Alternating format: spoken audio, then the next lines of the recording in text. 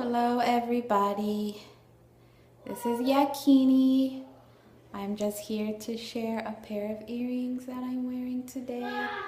I made these a long time ago. As you can see, it's a pattern of an animal.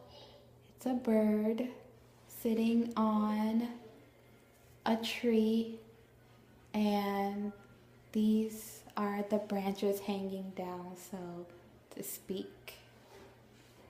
You can see here, this is the part of the tree that the bird is sitting on. I really love to make patterns, animal patterns, and various other types of patterns, flowers, and other kind of things that you all have seen by my work. So these are very beautiful, very light. I made them with delicate beads, and they're beautiful. You can have these for $40, and I can make these in any color. Thank you.